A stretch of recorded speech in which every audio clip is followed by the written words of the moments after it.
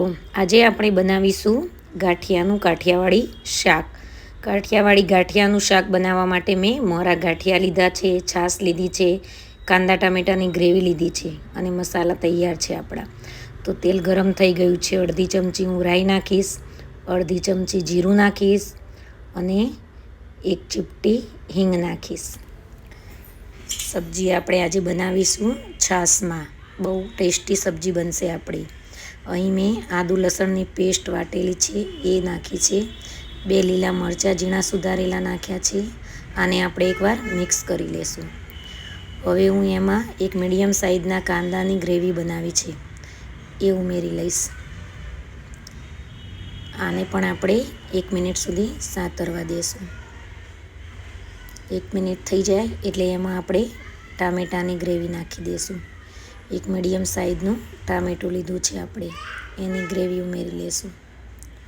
એને મિક્સ કરી લેશું અને હવે આ કાંદા ટામેટાની ગ્રેવીને આપણે 2 મિનિટ સુધી થવા દઈશું.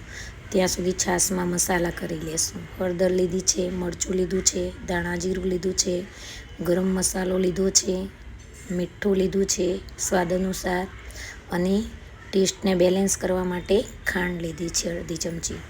હવે આ બધાને મિક્સ કરી લેશું. આપણી કાંદા ટામેટાની ગ્રેવી હવે ચડી ગઈ છે. કાંદા ટામેટા આપણા સરખા ચડી જાય એટલે આપણે છાશ ઉમેરવાની છે. તો ચાલો હવે આપણે એમાં છાશ ઉમેરી લેશું મસાલા કરેલી. હવે એને હલાવી લેશું. હવે જ્યાં સુધી એક ઉભરો ના આવે ત્યાં સુધી આપણે છાશને હલાયા રાખશું. તો જુઓ છાશ ઉકળી ગઈ છે. હવે એમાં આપણે ગાંઠિયા નાખી દઈશું અને મિક્સ કરી લેશું અને એને 2-3 મિનિટ સુધી થવા દેશું. તો આપણું શાક બનીને તૈયાર છે.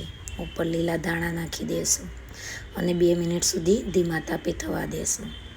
તો જુઓ મિત્રો, આપણું શાક બનીને તૈયાર થઈ ગયું છે. ભાખરી સાથે એને સર્વ કરશું.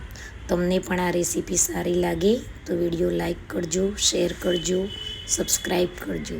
ચાલો, શાક ભાખરી રેડી છે. ચાલો જમવા.